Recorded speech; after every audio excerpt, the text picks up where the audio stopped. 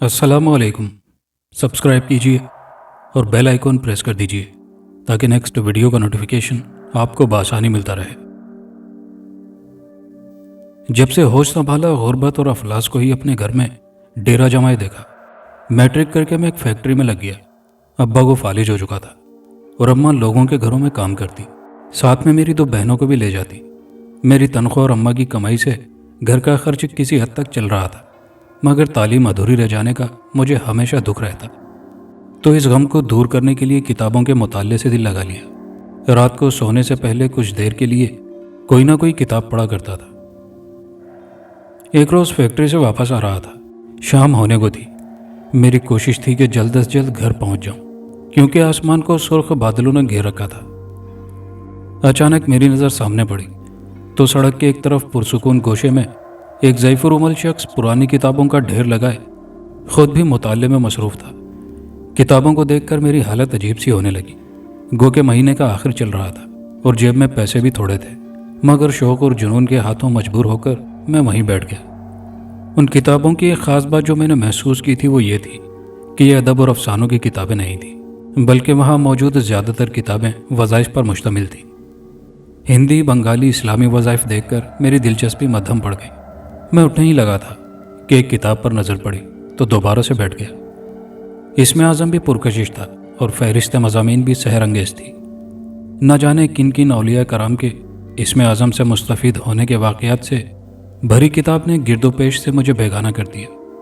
हालांकि आसमान सुर्ख था और आंधी का गुबार भी अब ज़मीन की तरफ बढ़ने लगा था। जैसे जैसे किताब पढ़ता जा रहा था, मेरी दिलचस्पी दो चंद होती जा रही थी। आंधी शिद्दत इख्तियार करने लगी थी तो मैंने दुकानदार से उसकी कीमत मालूम की।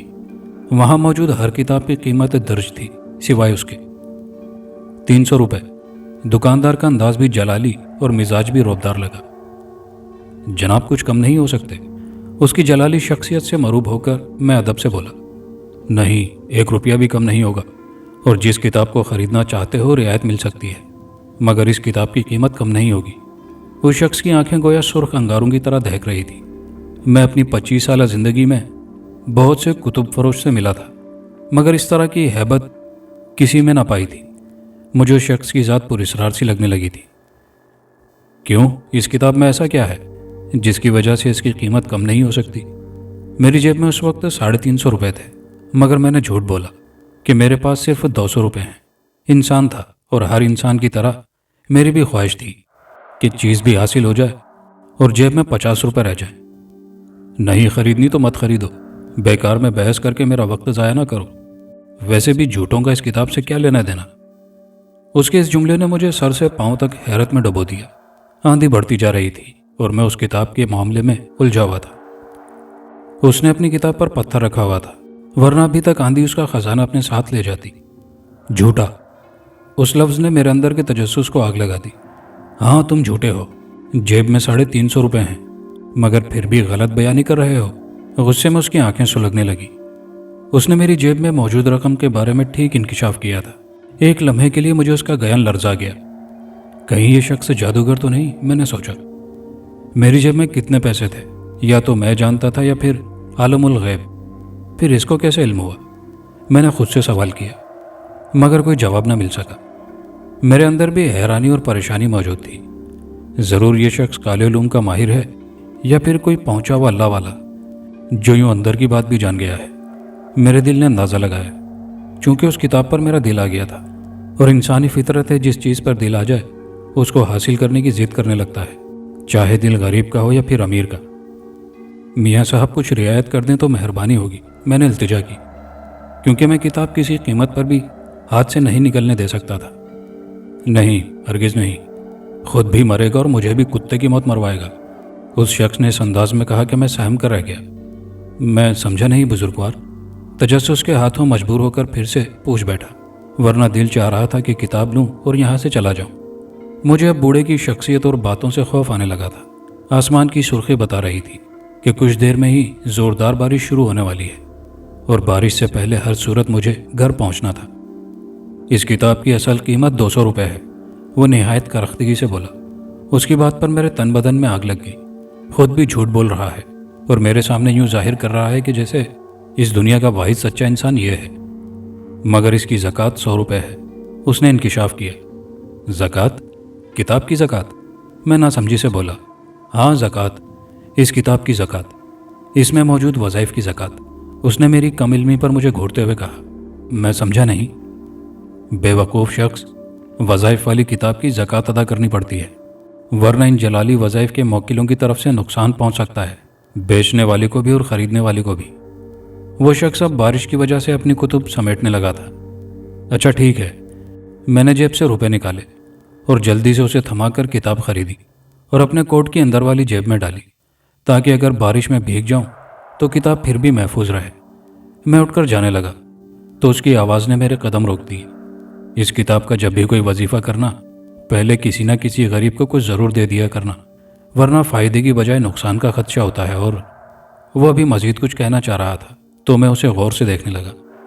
और ये कैसे बेवजू ना पढ़ना, वरना ऐसा ही तूफ़ान बेकार में मखलूक खुदा को तेरी वजह से सताएगा। उसने खासी गहरी बात की, मगर मुझे उसकी किसी बात में दिलचस्पी नहीं थी, क्योंकि मेरा मकसद पूरा हो गया था। इसलिए मुझे अब उसकी गैर ज़रूरी बातों से कोई मतलब नहीं था। अच्छा ठीक है। मैंने उसे मज़ीद कुछ भी कहने का मौका दिए बगैर कदम बढ़ा दिए। मैं खुश था कि गोया कोई ख़जाना हाथ लग गया। रात काफ़ी बीत चुकी थी, बारिश थम चुकी थी, मगर सर्दी में बेपनाह इजाफा हो गया था कि लिहाफ के अंदर भी मैं कांप रहा था। मैंने कोयलों की अंगीठी जला ली। गरीबों के लिए यही हीटर था। जब तक कोयले दहकते रहें, बदन और कमरा दोनों गर्म रहता है। जैसे ही कोयले ठंडे हो जाएं, तो फिर से सर्दी गरीबों पर कहर बनकर टूटती है। रात को सोने से पहले जब तक किताब न पढ़ लेता, मुझे नींद नहीं आती थी। गोया ये मेरी नींद की गोली थी। और आज तो मैंने पूरे 300 रुपये में महंगी वाली नींद की गोली खरीदी थी। मैंने किताब खोली ही थी कि बाहर अजीब सा शोर सुनाई देने लगा, साएं साएं करती हवा का शोर। हालांकि आम मुशाहिदा है कि आंधी हमेशा मीना बरसने से पहले आती है, मगर यह ज़िंदगी में पहली बार देख रहा था कि मीना बरसने के बाद भी आंधी आ रही थी। दीवानी जुनूनी हवा मिट्टी के कच्चे घरों को सहन में पटकने लगी थी। छतों पर पड़े काट कबाड़ को एक छत से दूसरी छत पर फेंकने लगी थी। वक्त गुजरने के साथ तूफान में शिद्दत आती जा रही थी। दरवाज़ा खोलकर देखा तो सुर्ख आंधी रेगो खाक से भरपूर थी और हर शे को गायब करके अपनी लपेट में ले रखा था। खिड़कियां और रोशनदान तो जैसे टूटने के करीब थे। या अल्लाह खैर, फिर से आंधी चल पड़ी। अम्मा की आवाज़ साथ वाले कमरे से उभरी, क्योंकि आंधी की मेहरबानी ने बिजली भी गायब कर दी थी। मैंने लाइटर निकाला और मसनूई उजाला फैलाया। किताब अभी भी खुली वहीं पड़ी थी जहां मैंने उसे छोड़ा था। हवाओं पर तो पागलपन का दौरा पड़ गया था। इस किताब को बेवजू न पढ़ना, वरना मखलूक खुदा को तुम्हारी वजह से मुसीबत सहनी पड़ेगी। उस किताब फरोश की बात याद आई तो मैंने किताब बंद कर दी। उसी लम्हे आंधी थम गई और हवाएं पथरा सी गई, साथ ही लाइट भी आ गई थी। यह ख्याल या गुमान ना था, बल्कि हकीकत थी जिसे मैं अपनी आंखों से देख रहा था। आंधी के कदम उखड़े, फिर वो उन्हीं कदमों वापस पलट गई थी, जैसे कोई बला उधम मचाते हुए किसी के काबू में आ जाए और अपनी तबाहकारियों से बाज आ जाए। ये बात बिल्कुल भी गैर अहम ना थी जितनी मैं इसे समझ रहा था। मेरे दिल में अभी भी शकूक व शुबात थे। दिल के तराजू में किताब फरोश की बात निहायत हल्की महसूस हो रही थी। शायद ये सब मेरा वहम हो या फिर इत्तेफाक। इस बात का हकीकत से कोई ताल्लुक ना हो। मैं ख्वामखा तोहम परस्ती का शिकार हो रहा हूँ। मेरे तजस्सुस ने एक बार फिर तजर्बे की तरफ माइल किया। मैंने किताब को मजबूती से थामते हुए खोला तो सहन में आंधी का शोर सुनाई दिया। हवाएं भयानक अंदाज में सरसरा रही थी, यूं जैसे आसमान से देवहेकल मखलूक उतर रही हो और कमज़ोर मखलूक को बेदर्दी से पटक रही हो। अभी मैं गौर फिक्र ही कर रहा था कि अम्मा की ज़ोरदार चीख दिल दहला गई। मैं किताब को छोड़ छाड़ कर भागा तो बाहर का मंजर देखकर दिल डूबने लगा। अम्मा रफ़ा हाजत से फारिग होकर वापस आ रही थी कि साथ वाले घर की छत से लकड़ी का मजबूत तख्ता आ गिरा। जान तो बच गई थी, मगर टांग पर गहरा जख्म आया था। अम्मा दर्द से बेहाल रोई जा रही थी। इस दौरान आंधी का तूफान एक पल के लिए भी ना थमा था। मेरा दिल मुझे कोसने लगा। मुअम्मर किताब फरोश की बात सच थी। मैं तेजी से कमरे की तरफ भागा और एक पाक कपड़े से किताब पकड़कर बंद कर दी तो आंधी रुक गई। वाकई किताब बहुत हैरत अंगेज थी। इस तरक्की याफ्ता दौर में यह सब मेरे लिए बहुत हैरान कुन था। वाकई मेरी ज़रा सी बेहतियाती मखलूक खुदा की अजियत का बाइस बनी थी। اب مجھے کسی تجربے کی ضرورت نہ تھی۔ اماں بیچاری زخمی ہو گئی تھی۔ مجھے کتاب سے خوف محسوس ہونے لگا تھا۔ انسانی فطرت ہے کہ جس چیز کو پانے کے لیے تڑپتا ہے اس کے مل جانے پر فوراً بیزار بھی ہو جاتا ہے۔ میرا دل 300 روپے برباد کرنے پر مجھے ڈپٹ رہا تھا۔ میں نے فوراً فیصلہ کر لیا کہ میں یہ کتاب اس کتاب فروش کو واپس کر دوں گا اور بدلے میں کوئی اور کتاب لے لوں گا۔ اگلے روز فیکٹری سے فارغ ہوتے ہی سڑک کے اس طرف چل پڑا جہاں وہ بوڑھا کتاب فروش کتابیں سجائے بیٹھا تھا، مگر آج وہ گوشہ خالی تھا۔ میرے اوپر ہوش گر گئی۔ میں جلد از جلد اس کتاب سے جان چھڑانا چاہتا تھا، مگر نہ جانے تقدیر کو کیا منظور تھا۔ اگلے 5-6 دن وہ شخص مجھے نظر نہ آیا۔ بہت سے لوگوں سے اس کے متعلق پوچھا تو انہوں نے لا علمی کا اظہار کیا تھا۔ میں مایوس ہو گیا تھا اور اس کی تلاش ترک کر دی تھی۔ میں نے اس کتاب کو ایک خاکی لفافے میں حفاظت سے بند کر کے اپنی کتابوں والی الماری میں چھپا دیا تھا۔ اسے خرید کر مجھ سے غلطی ہو گئی تھی، مگر اب میں کوئی بھی بے احتیاطی کر کے کوئی نقصان نہیں دیکھنا چاہتا تھا۔ میں اسے رکھ کر تقریباً بھول ہی گیا تھا کہ اسم اعظم نامی کوئی کتاب میرے کمرے میں موجود ہے۔ علاج معالجے کے بعد اماں اب کافی بہتر ہو گئی تھی۔ ان کی تکلیف دیکھ کر بہت شرمندہ ہوتا، جس کا ذمہ دار میں تھا۔ میں نے کتاب فروش کو بہت ڈھونڈا۔ وہ نہ جانے یوں اچانک غائب ہو گیا تھا، شاید بیمار ہو چکا ہو یا پھر اپنی عمر کی نقدی تمام کر چکا ہو۔ ایسے کئی خیالات میرے دل میں آتے رہے۔ ایک رات فیکٹری سے آتے ہوئے دیر ہو گئی۔ ابھی گھر سے کچھ دور ہی تھا کہ راستے میں خشک میوہ جات کے ٹھیلے پر نگاہ پڑی تو میں وہیں رک گیا۔ میوہ جات کافی پڑے تھے۔ غریبوں کو صرف مونگ پھلی خریدنے کی اجازت کاتب تقدیر نے دے رکھی تھی، باقی مہنگے میوہ جات تو امیروں کے لیے اتارے گئے تھے۔ ایک تلخ سوچ کو جھٹکتے ہوئے میں نے مونگ پھلی خریدی۔ ابھی جیب سے پیسے نکالنے ہی لگا تھا کہ بے اختیار آسمان کی جانب نظر اٹھ گئی۔ سرخ انگارا آسمان آندھی اور جنونی ہواؤں کی زد میں نظر آیا تو میری حیرت دو چند ہو گئی۔ ابھی تو موسم بالکل ٹھیک تھا، یہ سب آنن فانن کیا ہو گیا؟ بھائی جلدی پیسے دے دیں، بہت زور کی آندھی چلنے والی ہے، ریڑھی والا موسم کے تیور دیکھ کر عجلت میں بولا، اور میرے دیکھتے ہی دیکھتے درخت کا بھاری بھرکم تنا ٹوٹا اور ریڑھی والے پر گر گیا۔ وہ ایک دل خراش چیخ مار کر گر پڑا۔ وہ بہت زیادہ زخمی ہو گیا تھا۔ ادھر ادھر کے لوگ اسے اسپتال لے جانے کا بندوبست کرنے لگے۔ میں حیران و پریشان گھر کی طرف چل پڑا۔ آندھی شدت اختیار کرتی جا رہی تھی۔ میں قدم جتنا آگے بڑھاتا اتنی ہی شدت سے پیچھے دھکیلا جا رہا تھا۔ راستے آندھی میں گم ہو کر رہ گئے تھے۔ مجھے لگتا تھا کہ جیسے میں کسی ریگستان میں چل رہا ہوں۔ ہر طرف ریت ہی ریت کا طوفان تباہی مچا رہا تھا۔ گھر کے قریب پہنچا تو احساس ہوا کہ آندھی کا اصل مرکز میرا گھر تھا۔ میں نے دروازے پر دیوانہ وار دستک دی، مگر کوئی کھولنے نہ آیا۔ شور ہی اتنا زیادہ تھا کہ شاید سب اندر خوفزدہ دب کے بیٹھے ہوں گے۔ اماں، اماں دروازہ کھولو۔ میں نے دونوں ہاتھوں سے دروازہ پیٹتے ہوئے آوازیں دی۔ آخر خدا خدا کر کے دروازہ کھلا اور میں اپنے کمرے کی جانب لپکا تو کمرے کا منظر میرے ہوش اڑا گیا۔ میری چھوٹی بہن کے ہاتھ میں وہی کتاب اسم اعظم تھی جس کے مطالعے میں وہ محو تھی۔ میرے تو پیروں تلے زمین ڈول گئی۔ اوہ، تو یہ سب اس کتاب کی کارستانی تھی۔ یہ خیال ذہن میں کوندا تو میں نے جھپٹ کر بہن کے ہاتھ سے کتاب لی تو اس کی محویت ٹوٹی۔ کس نے کہا تھا بغیر اجازت میری الماری سے کتاب نکالو؟ بولو، میں نے اسے غصے سے جھنجھوڑتے ہوئے پوچھا تو وہ خوفزدہ ہو کر رونے لگی۔ وہ بھی میری طرح مطالعے کا شغف رکھتی تھی اور میری اجازت کے بغیر بھی میری کتابیں اکثر پڑھ لیتی تھی، اور میں نے کبھی اسے ٹوکا نہیں تھا۔ مگر آج بات دوسری تھی اور وجہ میں اسے نہیں بتا سکتا تھا، جو ابھی میری سمجھ میں نہیں آ رہی تھی۔ بھائی غلطی ہو گئی، اب نہیں چھیڑوں گی آپ کی کوئی کتاب، وہ بیچاری سہم کر بولی۔ وہ تو یہی سمجھ رہی تھی کہ میں اسے کتابوں کو ہاتھ لگانے سے منع کر رہا ہوں، حالانکہ میں صرف اس پراسرار کتاب کو ہاتھ لگانے سے منع کر رہا تھا۔ آندھی مکمل طور پر رک چکی تھی۔ ہر طرف سکوت ہی سکوت چھایا تھا۔ آدھی رات بیت چکی تھی، مگر اس غریب ریڑھی والے کا خیال مجھے سونے نہیں دے رہا تھا۔ اماں کے بعد یہ دوسرا شخص اس کتاب کو غلط طریقے سے استعمال کرنے پر شکار ہوا تھا۔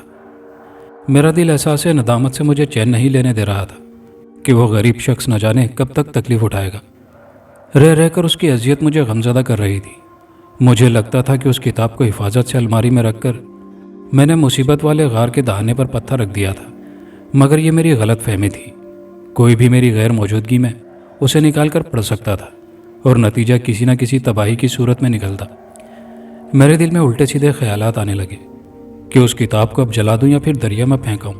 ابھی انہیں سوچوں میں تھا کہ اذان فجر کی سحر بلند ہوئی تو میں نے وضو کیا اور نماز ادا کی۔ کتاب ابھی بھی میرے سرہانے نیچے پڑی تھی۔ سوچا باوضو تو ہوں، اب پڑھ کر دیکھتا ہوں۔ دل میں خوف لیے لرزتے ہاتھوں سے کتاب تھامی۔ سارا دھیان اس طوفان کی طرف تھا جو ایک دم اور نہ جانے کہاں سے آ جاتا تھا۔ دل بری طرح سے دھڑک رہا تھا، مگر آج نہ تو طوفان آیا اور نہ ہی آندھی۔ میرا خوف کچھ کم ہوا۔ اس بوڑھے شخص کی بات کی تصدیق ہو چکی تھی کہ باوضو کتاب کو پڑھنا اولین شرط تھی۔ میں نے کتاب کا مطالعہ شروع کیا۔ وہ مختلف وظائف سے بھری ہوئی تھی، بہت سے جلالی وظائف جو بہت جلیل القدر اولیاء کرام کے تھے۔ مصنف نے کسی خزانے کی طرح اس کتاب میں محفوظ کیے تھے۔ دلی مراد برائے، پسند کی شادی، اولاد نرینہ کا حصول، زیارت ارواح، کشف القہور، روزی اور رزق کے تیرے بہدف وظائف اور عملیات۔ 1 رات 3 راتوں یا پھر 11 راتوں کے وظائف تحریر تھے۔ ساتھ ہی ان کی شرائط اور احتیاط ترک جمالی اور ترک جلالی کے ساتھ ادائیگی زکوٰۃ کا بھی ذکر مفصل انداز میں کیا گیا تھا۔ دل سے کم ہوتا خوف میری کتاب میں دلچسپی بڑھا گیا۔ یہ کتاب خاصی کارآمد تھی اور شرط بہت معمولی تھی، یعنی باوضو ہونا ضروری تھا۔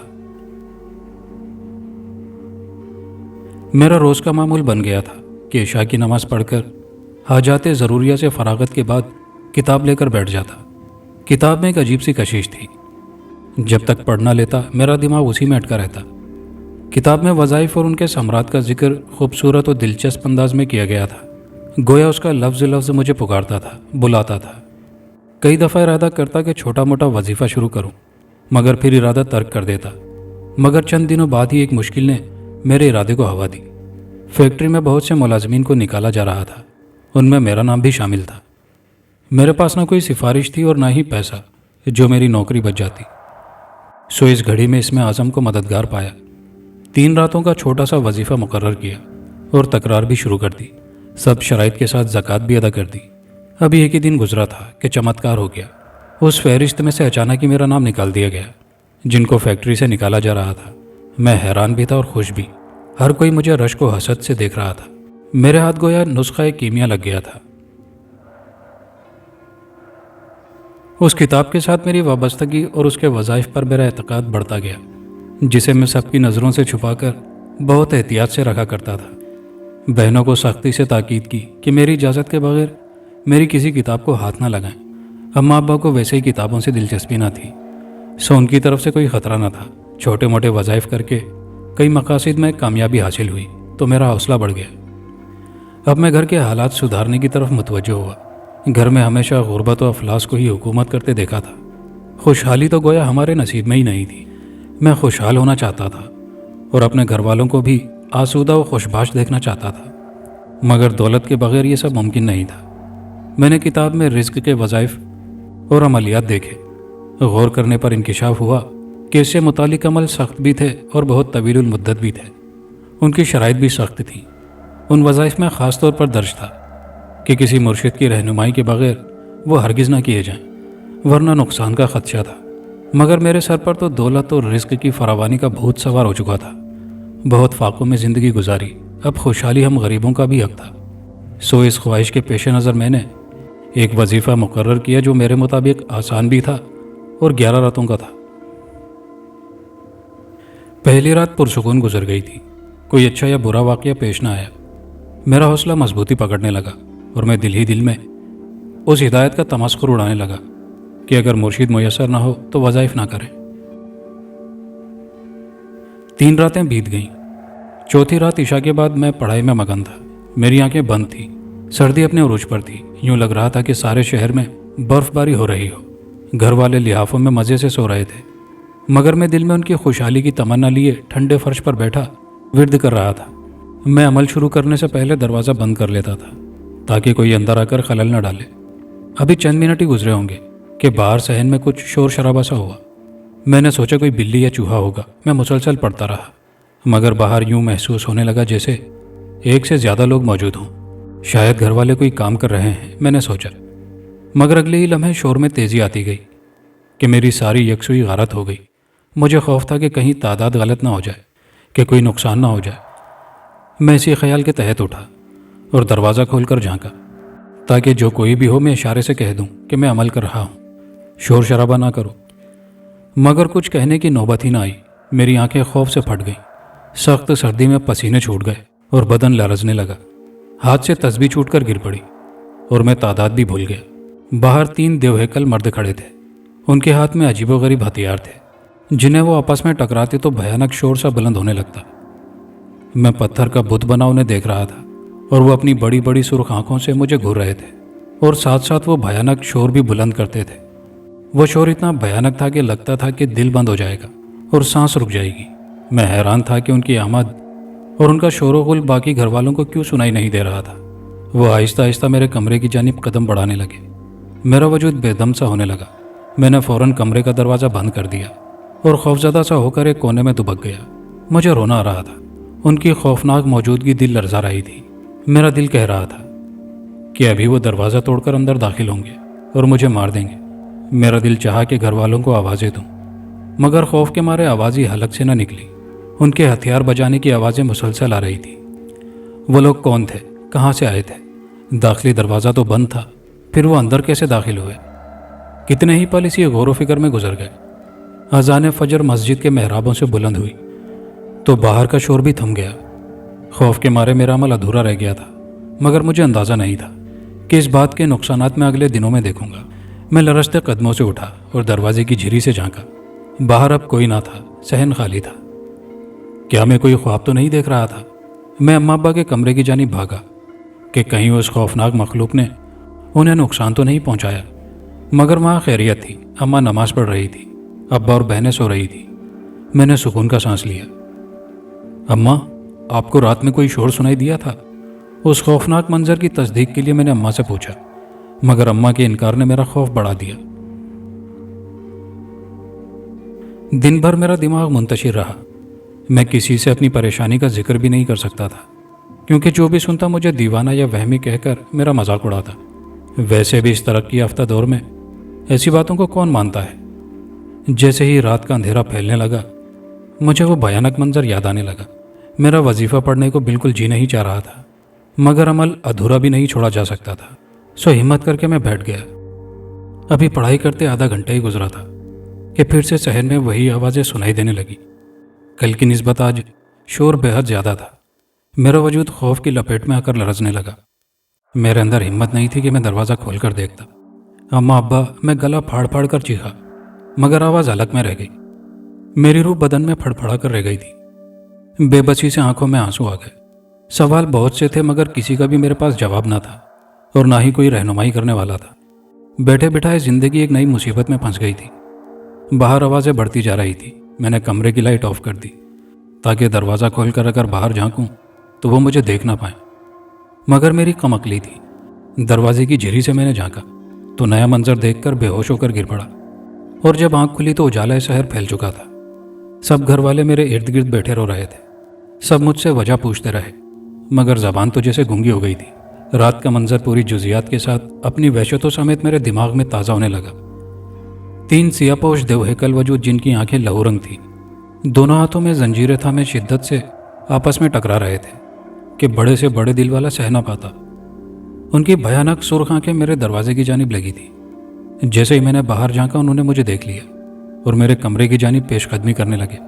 उनका हाल हुलिया शक्लें कल वाली मखलूक से भी ज़्यादा भयानक थी, और जंजीरों को टकराने से जो आवाज़ पैदा होती वो भी हैबतनाक थी। मेरा दिल खुशहाली की तमन्ना और अमल को जारी रखने से अब मुकम्मल बेजार हो चुका था। मैंने इरादा कर लिया कि अमल तर्क कर दूंगा, मगर क्या जानता था कि मैं ऐसे रास्ते पर कदम रख चुका था जहाँ से वापसी मुमकिन नहीं होती और मंजिल सिर्फ मौत होती है। दिन भर नकाहत और बुखार के बाइस घर में ही रहा। सर्दी का जोर था। हर शे मुंजमद दिखाई दे रही थी, बर्फ की मानिंद। मैंने खाना खाया और दवा खाकर सो गया। रात को अचानक किसी की मौजूदगी का एहसास मुझे जगा गया। कमरे में नीली रोशनी का बल्ब जल रहा था। कमरे की हर शे पथराई हुई लग रही थी। आंखों को रगड़ते हुए मैंने अंधेरे में गौर से देखा तो जोरदार चीख मारकर रह गया। सब घर वाले दौड़े चले आए। वो सब मुझसे वजह पूछ रहे थे और मैं बस खौफ से रोए जा रहा था। वो समझे कि शायद मैं कोई बुरा ख्वाब देखकर डर गया हूँ, मगर हकीकत कुछ और थी। कमरे के खामोश गोशे में लकड़ी की कुर्सी पर मेरा हमशक्ल बैठा मुझे गजबनाक तेवरों से घूर रहा था। वो बिल्कुल मैं था, मेरे जैसे लिबास में وہ خاموشی سے اٹھا اور میری طرف بڑھنے لگا۔ میں پھٹی پھٹی آنکھوں سے اسے تکتا جا رہا تھا۔ مجھے لگا کہ میں کوئی خواب دیکھ رہا ہوں۔ وہ میرا ہمشکل بالکل میرے قریب پہنچ گیا تھا۔ اس نے دونوں بازو اٹھائے جیسے میری گردن دبانے والا ہو، مگر یہ کیا، اس کے تو دونوں ہاتھ ہی نہیں تھے۔ یہ دیکھ کر میں ہوش و حواس سے بیگانہ ہو گیا۔ میری زندگی سے سکون ختم ہو گیا تھا۔ میں جو سمجھ رہا تھا کہ اپنی مرضی سے کوئی عمل کروں گا اور جب دل چاہے گا چھوڑ دوں گا، مگر یہ اتنا آسان نہیں تھا جیسا کہ میرے جیسے نادان لوگ جان لیتے ہیں۔ پورا دن خوف میں گزرا اور رات کو کوئی نہ کوئی واقعہ مجھے نڈھال کر جاتا۔ نہ جانے میرے ساتھ یہ سب کچھ کیوں ہو رہا تھا۔ فیکٹری سے بھی آئے روز چھٹیاں کرنے لگا تھا۔ گھر میں تنگی و بے برکتی بڑھنے لگی تھی۔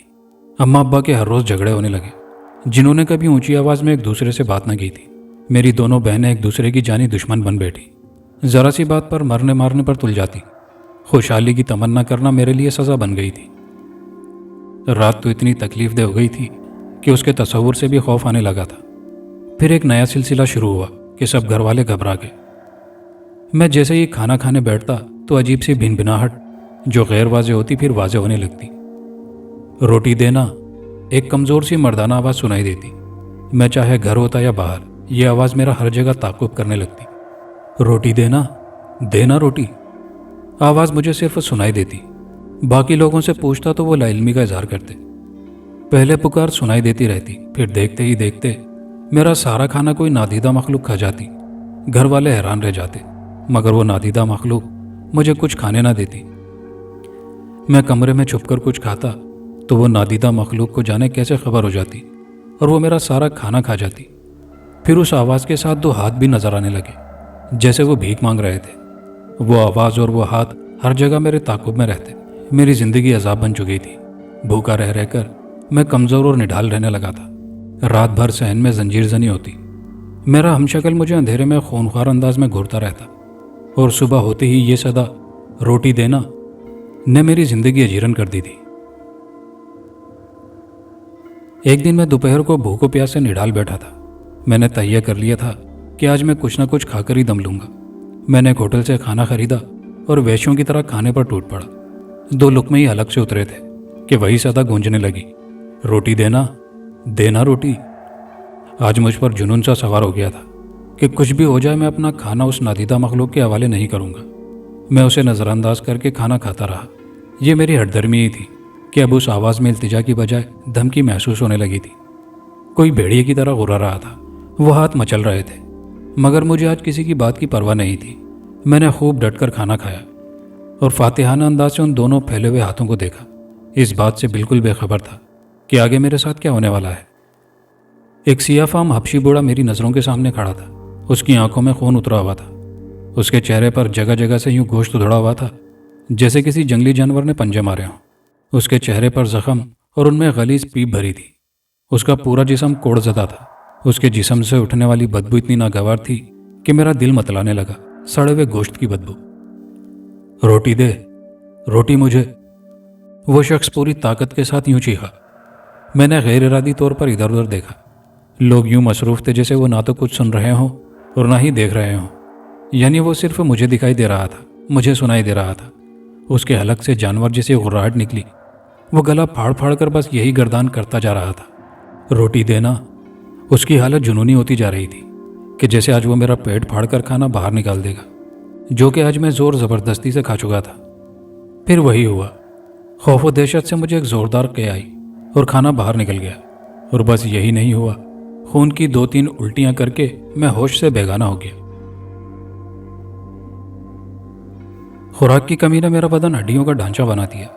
گھر والے میری حالت دیکھ کر ہر وقت روتے رہتے۔ میں جنہیں خوشیاں دینا چاہتا تھا اب انہیں غم دینے کا سامان بنا ہوا تھا۔ مسکراہٹ ان کے چہروں سے ہمیشہ کے لیے غائب ہو چکی تھی۔ گھر میں یا تو میرا سوگ منایا جاتا یا ہر وقت لڑائی جھگڑے ہوتے، اور میں بے بسی سے انہیں لڑتا مرتا دیکھتا رہتا۔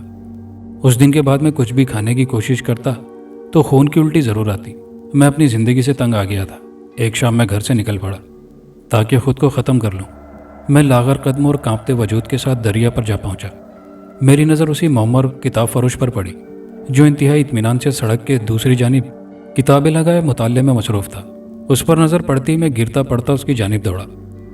اور اسے اپنی تمام کتھا سنا کر بچوں کی طرح بلک بلک کر رونے لگا۔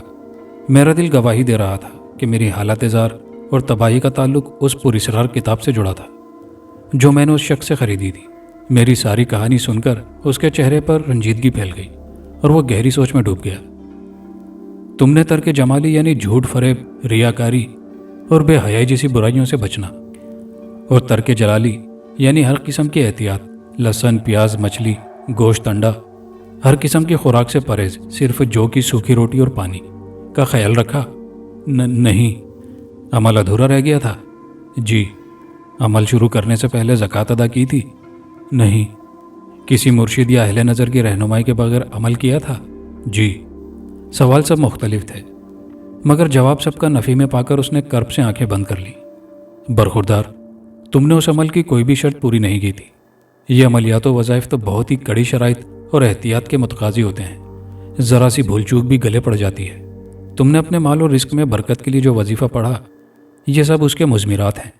تمہاری بے احتیاطی کی وجہ سے اور آدھے ادھورے علم اور بغیر کسی مرشد کی رہنمائی کے عمل کرنا تمہیں نفع کی بجائے نقصان پہنچا گیا، اور صرف تم ہی نہیں بلکہ تمہارے گھر والے بھی زد میں آئے۔ وہ لوگ جو تمہیں نظر آتے ہیں وہ اس عمل کے موکل ہیں، اور وہ تمہارا ہم شکل، تمہارا ہمزاد، اور وہ کری شکل کا بوڑھا آدمی جو تم سے ہر وقت روٹی مانگتا ہے، وہ تمہارا آدھا ادھورا عمل ہے۔ تم اپنا کام ہر طرف سے خراب کر چکے ہو، اور اب بہتری کی کوئی صورت نہیں۔ وہ تعصب بھرے لہجے میں بولا۔ موکلات اب تمہاری جان نہیں چھوڑیں گے۔ وہ عمر کی نقدی ختم ہونے کا اشارہ دے گیا۔ اب میں بستر مرگ پر پڑا ہر روز رات کو وہی سب کچھ دیکھتا ہوں۔ روٹی دینا کی صدا ہر پل ہر لمحے ارد گرد منڈلاتی رہتی ہے۔ میری آپ سب سننے والوں سے التجا ہے کہ کبھی بھی بلا اجازت و رہنمائی خود سے کوئی عمل نہ کریں۔ بڑوں کی باتوں کو سنجیدگی سے لیں، ان کی ہدایت میں ہماری بہتری پوشیدہ ہوتی ہے۔ یہ اسرار بھری راہیں ہرگز آسان نہیں ہیں جتنا کہ ہم آپ سمجھ لیتے ہیں۔ بہترین وظیفہ صرف خدا کے حضور استغفار اور اس کے محبوب حضرت محمد صلی اللہ علیہ وآلہ وسلم پر کثرت سے درود پاک پڑھنا ہے، جن سے ہماری تمام جائز حاجات پوری ہو جاتی ہیں۔ میرا انجام ہر ایک کے لیے باعث عبرت ہے۔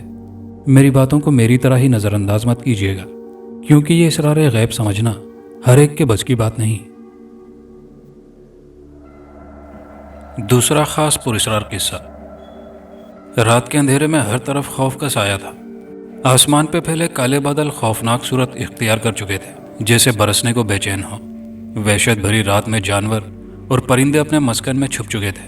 اسی صورتحال میں جنگل کے بیچوں بیچ بنگالی کالی اپنا خصوصی چلہ کرنے میں مصروف تھی۔ اس کے پاس مختلف قسم کے کٹے ہوئے سر اور ہڈیاں موجود تھیں۔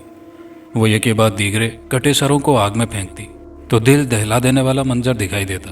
اس کے ساتھ ہی خوفناک آوازیں پیدا ہوتی۔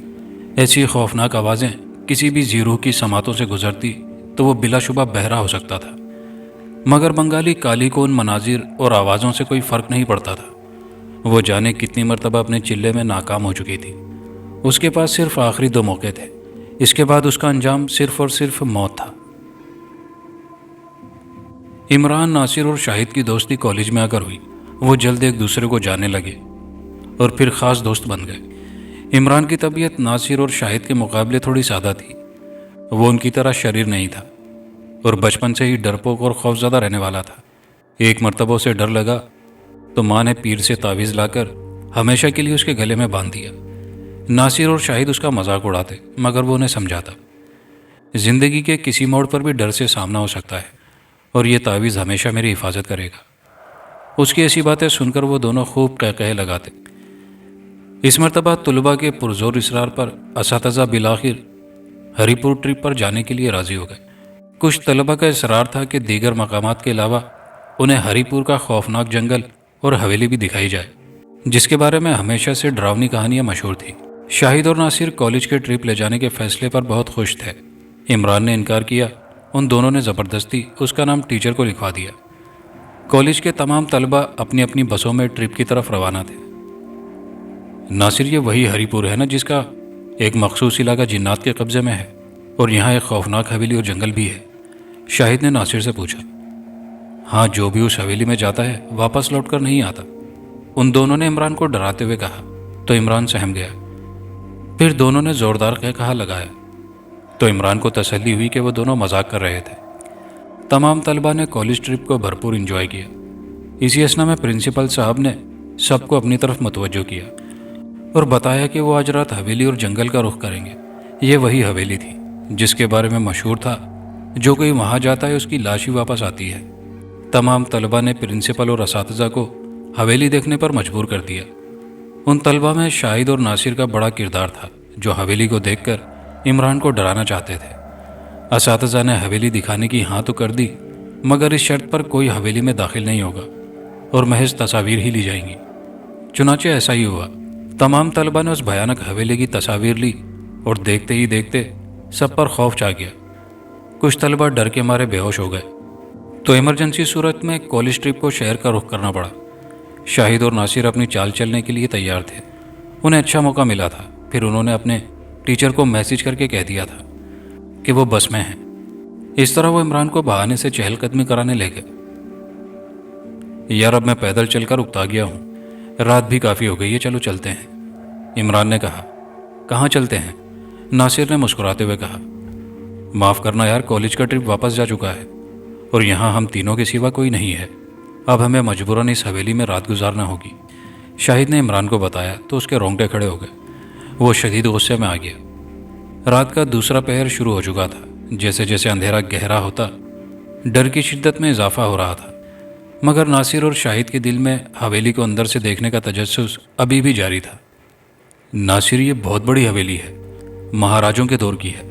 वो सब तो मर गए, मगर कोई ना कोई कीमती हीरे जवाहरात तो छोड़े होंगे। हमें अंदर ज़रूर जाना चाहिए, क्या मालूम लॉटरी लग जाए। शाहिद ने लालच का इजहार किया। तुमने सही कहा, यहाँ बहुत कीमती ख़जाना है। एक खौफनाक आवाज़ ने तीनों के जिस्म को झंझोड़ कर रख दिया। तीनों ने एकदम पीछे मुड़कर देखा। एक खौफनाक औरत जिसके बाल पांव तक लंबे थे, आंखों में सूजन नुमाया नजर आ रही थी, जैसे कई सालों से सोई ना हो। उसके गले में मुख्तलिफ खोपड़ियों के बने हुए माला लटक रहे थे। कौन हो तुम? शाहिद ने घबराते हुए उससे पूछा। जैसे जैसे वो अपने कदमों से चलती शाहिद के करीब आ रही थी, डर उसके पूरे वजूद में फैलता जा रहा था। बंगाली काली, उसने जोरदार कहकहा लगाया। हमारे करीब मत आओ, दूर रहो हमसे, तीनों ने बैक वक्त कहा। घबराओ मत, मैं तुम्हें कोई नुकसान नहीं पहुंचाऊंगी, मगर वो तुम्हें नहीं छोड़ेंगी। वो कौन? हवेली की भयानक रूह है, उसने फिर से खौफनाक कहकहा लगाया। बकवास बंद करो ढोंगी औरत, और हमारा रास्ता छोड़ दो, हमें जाने दो। तीनों के दिल खौफ की जद में आ चुके थे। उन्हें लगा शायद इस वक्त यहाँ से जल्द अज जल्द निकलना ही बेहतर है। तीनों ने हाथों में हाथ डाले और तेजी से भागना चाहा, मगर उनके पांव खुद ब खुद जकड़े जा चुके थे। वो एक कदम भी आगे नहीं बढ़ा सकते थे। ये क्या हो रहा है? हमारे पांव किसी ने जकड़ लिए। मैंने कहा था ना, मुझे डराने के लिए कोई चाल मत चलना, मगर तुम दोनों ने मेरी नहीं सुनी। इमरान का पसीने से शराबुर जिस्म देखकर वो दोनों भी घबरा चुके थे। अमावस की काली रात का दूसरा पहर शुरू हो चुका है। तुम लोग यहाँ आ तो सकते हो, मगर जा नहीं सकते। बंगाली काली ने तीनों की तरफ गर्दन घुमाई। खुदा का वास्ता, हमें जाने दो, हमारी मदद करो। तुम्हारी मदद की कोई सूरत नहीं, कोई रास्ता तो होगा, हमारी मदद करो, तुम्हारी मुराद पूरी होगी। वो बेबस हो गए थे। मेरी मुराद? जानते हो मेरी मुराद क्या है? वो तीनों तासुब से उसका चेहरा देखने लगे। वो गुस्से से आगे बढ़ी। इस हवेली में जंतर मंतर की एक पुरानी किताब छुपी है, जिसे हासिल करना मेरा मकसद है। अगर वो किताब मुझे मिल गई तो मैं अपने चिल्ले में कामयाब हो जाऊंगी। याद रहे, इस हवेली में उस जादुई मंत्र वाली किताब के अलावा कई कीमती जवाहरात भी हैं। अगर तुम उन्हें हासिल कर लो तो तुम्हारा ही फायदा होगा, और मेरी मदद करने के अलावा तुम्हारे पास कोई और रास्ता नहीं। अगर तुम लोगों ने मना किया तो अपने जादू से अभी मौत के घाट उतार दूंगी। बंगाली काली ने पुरस्रार अंदाज में उनके कानों में सरगोशी की थी। वो तीनों बुरी तरह खौफ की जद में आ चुके थे, मगर खजाने और कीमती जवाहरात वाली बात सुनकर लालच जाग उठी। शाहिद ने आगे बढ़ते हुए बंगाली काली को हाँ की, जबकि नासिर और इमरान अभी भी खौफजदा थे। शाहिद, पागल मत बनो, इसकी कोई बात ना मानो, मुझे तो ये खुद कोई डाइन या चुड़ैल लगती है। बकवास बंद कर लड़के, तुम लोगों के पास कोई रास्ता नहीं। याद रखना, इस हवेली के अंदर बरसों पुरानी रूहें हैं, और वो रूहें तादाद में बहुत ज़्यादा हैं। मैं तुम्हें उनसे निपटने की कुछ तदाबीर बताऊंगी। तुम लोग ख़जाना और जादुई किताब ले आओ। उस ख़जाने और किताब को पा लेने के लिए मैं बहुत साल से तरसी हूँ। आखिरकार आज मुझे तुम लोगों की मदद मिल गई। تم لوگوں کا یہاں آنا میرے لیے خوش قسمتی ہے۔ بنگالی: اگر ہم نے خزانہ حاصل کر لیا تو آدھا حصہ ہمارا ہوگا، شاہد نے پرزور انداز میں کہا۔ تو بنگالی نے کہا لگا دیا، میں تم لوگوں کو آدھا خزانہ دے دوں گی، بس مجھے جادوئی کتاب کی ضرورت ہے جس سے میں حویلی کی بدروحوں کو اپنے قبضے میں کروں گی اور پھر عملیات کی دنیا کی رانی بنوں گی۔ رانی؟ وہ چیخنے لگی۔ مگر ہماری جان کو بھی تو خطرہ ہو سکتا ہے، ناصر نے ڈرتے ڈرتے پوچھا۔ حویلی کے اندر ایک بہت بڑی گھنٹی ہے، تمہارے پاس یہ ایک طریقہ ہے، تم اس گھنٹی کو بجا کر صرف ایک بار مجھے مدد کے لیے پکار سکتے ہو، اور میں بھی ایک بار ہی آ سکتی ہوں۔ مگر ایک بار کیوں؟ کیونکہ میرے پاس اس حویلی میں جانے کا آخری موقع ہے۔ اس سے پہلے میں نے کئی بار کتاب ڈھونڈنے کی کوشش کی، مگر ان بدروحوں نے میرا برا حال کر دیا اور میں اپنے منتروں اور کیے گئے چلوں سے بچ گئی۔ میرا ایک چلہ ہی مجھے حویلی میں داخل ہونے دے گا۔ سب اس کی باتیں سن کر خوف کے مارے سکتے میں آ گئے۔ پھر کالی نے انہیں احتیاطی تدابیر سے آگاہ کر دیا۔ وہ حویلی کے بڑے گیٹ میں ڈرتے ڈرتے داخل ہوئے۔ جیسے ہی وہ گیٹ کے اندر داخل ہوئے، ایک خوفناک چیخ سنائی دی اور فوراً گیٹ چرچراہٹ کی آواز دیتا بند ہو گیا۔ اندھیرے میں کچھ دکھائی نہ دیا۔ وہ آگے بڑھے تو اچانک ساری لائٹیں آن ہو گئی اور حویلی جگمگ کرنے لگی۔ وسط میں لگا بڑا جھومر جو ہر طرف روشنی بکھیر رہا تھا، بے حد خوبصورت تھا۔ وہ تینوں ڈرتے ڈرتے آگے بڑھے۔ حویلی کے وسط میں دونوں طرف سیڑھیاں تھیں۔ وہ تینوں یہ سوچ رہے تھے کہ الگ الگ راستے سے جائیں گے۔ اتنے میں بند دروازے سے آتی آواز نے انہیں حیران کر دیا۔ خدا کے لیے مجھے باہر نکالو، میری مدد کرو۔ یہ کسی لڑکی کی آواز تھی جو زور زور سے دروازہ پیٹتے ہوئے رو رہی تھی۔ ضرور یہ کوئی چڑیل ہوگی، عمران نے ڈرتے ڈرتے کہا۔ کالی بنگالی نے ہمیں چڑیل سے محفوظ رہنے کی ترکیب بتائی ہے، گھبراؤ مت، چلو اس کمرے کی طرف۔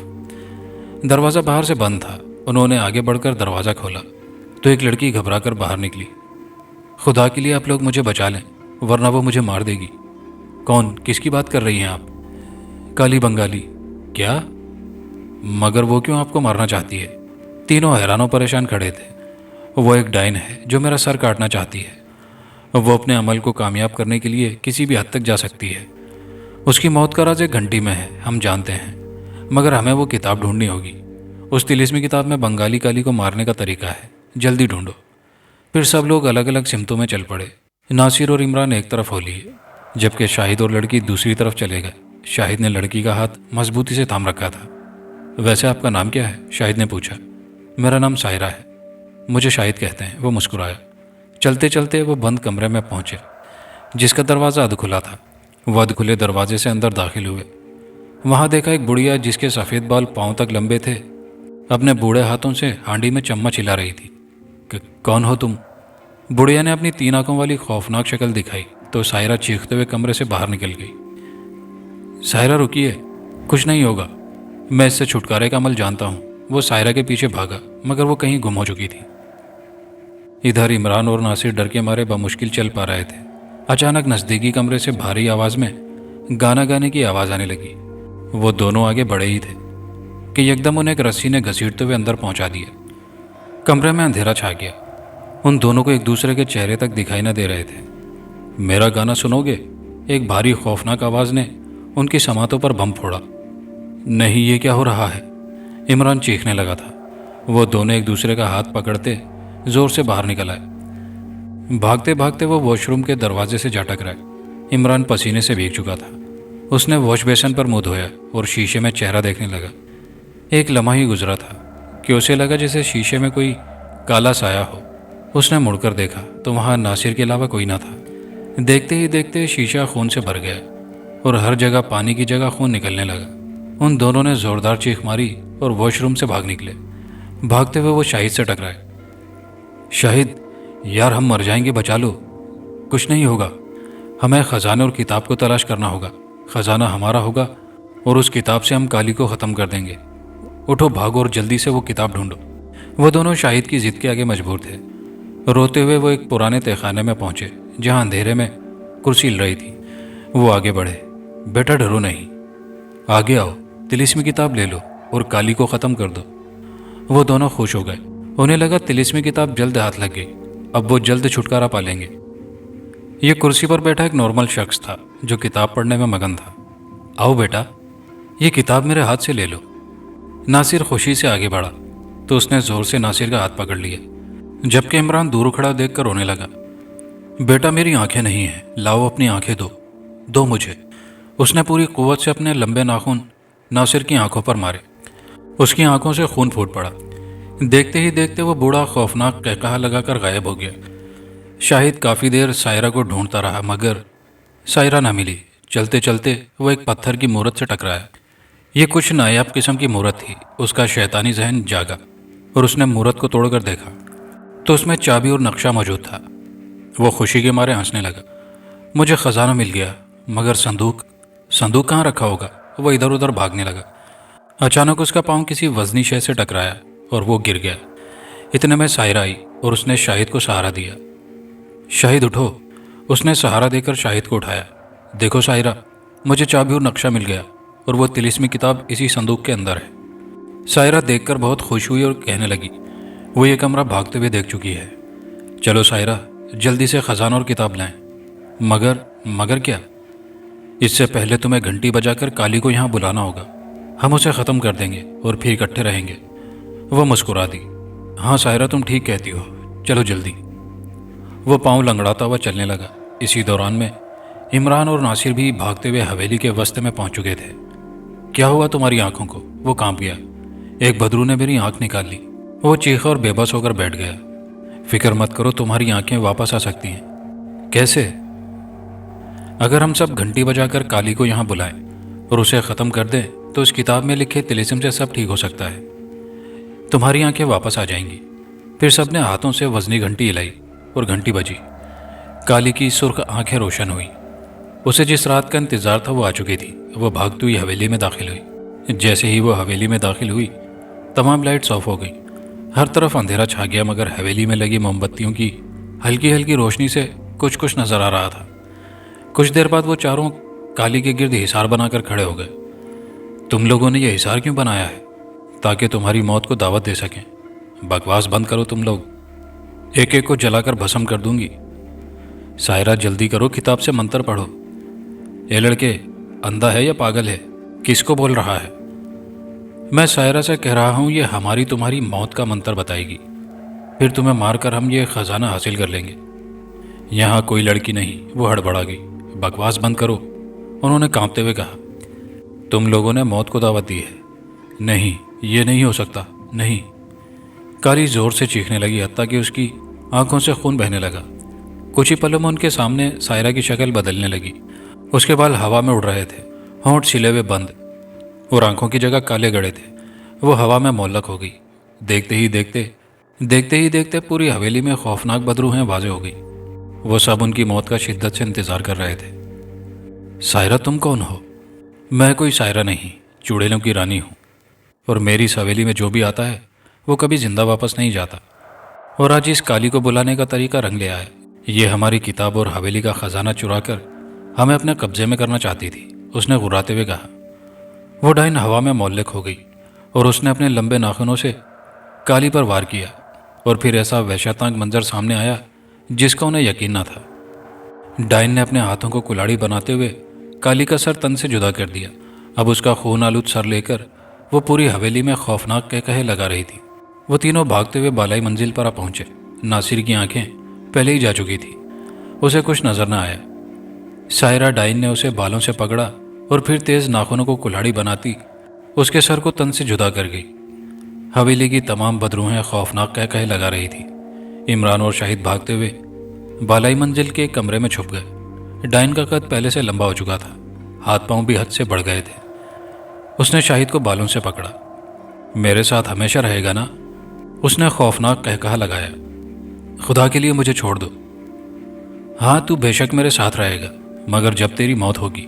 ڈائن نے وحشتناک طریقے سے اس کے سر کو تن سے جدا کر دیا اور بازو کندھوں سے جدا کر دیے، گویا ایک ٹکڑا اپنی موت کا ثبوت پیش کر رہا تھا۔ وہ عمران کی طرف بڑھ رہی تھی۔ عمران نے آنکھیں بند کر کے موت کو یاد کرنا شروع کر دیا۔ پھر اچانک اسے یاد آیا، بچپن میں جب وہ ڈرتا تھا تو اماں نے پیر صاحب سے اسے تعویذ لے کر گلے میں ڈلوایا تھا۔ اس نے گردن کو چھوا تو تعویذ لٹک رہا تھا۔ ڈائن اب اس کی جانب بڑھ رہی تھی۔ اس کے ساتھ ہی حویلی کی تمام روحیں اکٹھی ہو کر عمران کو مارنے کے لیے بیتاب تھی۔ کمرے میں تمام بدروہیں اکٹھی ہو چکی تھی۔ ناصر نے ادھر ادھر بھاگنے کا طریقہ ڈھونڈا۔ بالآخر اسے کھڑکی نظر آئی۔ تمام روحوں نے اس کے گرد حصار بنا لیا تھا۔ اس نے گلے میں سے تعویذ اتار کر سامنے کر دیا تو وہ دور جا گری۔ اتنے میں اس نے بالائی منزل سے چھلانگ لگائی۔ اس کی ٹانگیں بری طرح ٹوٹ چکی تھی۔ وہ کسی سانپ کی طرح رینگتا ہوا حویلی سے باہر آنے لگا۔ اس کی آنکھوں سے وحشت اور خوف کے آنسو نکل رہے تھے۔ رینگتا رینگتا بمشکل وہ حویلی سے باہر آ گیا۔ کچھ دیر بعد فجر کی اذان ہو گئی اور لوگوں نے اسے صبح دیکھا تو اسپتال پہنچا دیا، مگر وہ ہمیشہ کے لیے ٹانگوں سے معذور ہو چکا تھا۔ لالچ کی آگ میں اندھے ہو کر سب نے اپنی جان گنوا دی۔ اس نے گلے سے لٹ کے تعویذ کو دبایا اور آنکھیں بند کر لی۔ اگر یہ تعویذ اس کے پاس نہ ہوتا تو شاید اس چڑیل کی بھیانک روح اس کا سر بھی تن سے جدا کر دیتی۔ ڈائن نے اپنے لمبے ناخنوں سے اس کی گردن پر وار کیا تو زوردار چیخ اس کے گلے سے برآمد ہوئی۔ آنکھیں کھولنے کے بعد اسے معلوم ہوا یہ محض ایک خواب تھا، مگر حویلی کا وہ بھیانک واقعہ، اس کے دوستوں کی موت اور چڑیل کا وار، یہ سب اسے ہمیشہ خواب میں آتے۔ ایسے وحشتناک خواب اور حویلی کا وہ واقعہ شاید عمران کو ہمیشہ ستاتے رہیں، مگر وہ اس حقیقت سے کبھی منہ نہیں موڑ سکتا تھا۔ وہ پل پل اس لمحے کو پچھتاتا جب وہ سب حویلی میں گئے اور سب کی موت اس کے سامنے ہوئی۔ اسے خود سے ڈر لگنے لگا، جسم کانپنے لگتا اور ہر طرف وہی ڈائن دکھائی دیتی، اور شاید اس کے مستقبل کی زندگی اسی ڈر کے سائے میں گزرے۔ اور دوستو، کہانی کے آخر میں آپ کی گزارشات پر آپ کے نام۔ پہلا نام ہے راؤ عامر صاحب ملتان سے، نجم حسن صاحب دبئی سے، محمد عاقب قریشی صاحب آگرہ یو پی سے، محمد عمران صاحب ہیں کراچی سے، اور توحید علی صاحب دلی سے۔ دوستو، کہانی اچھی لگی تو ویڈیو کو لائک شیئر ضرور کیجیے گا، کمنٹ باکس میں اپنی قیمتی رائے کا اظہار کیجیے گا۔ چینل پر نئے آنے والے دوستوں سے گزارش ہے کہ چینل کو لازمی سبسکرائب کر لیجیے۔ شکریہ۔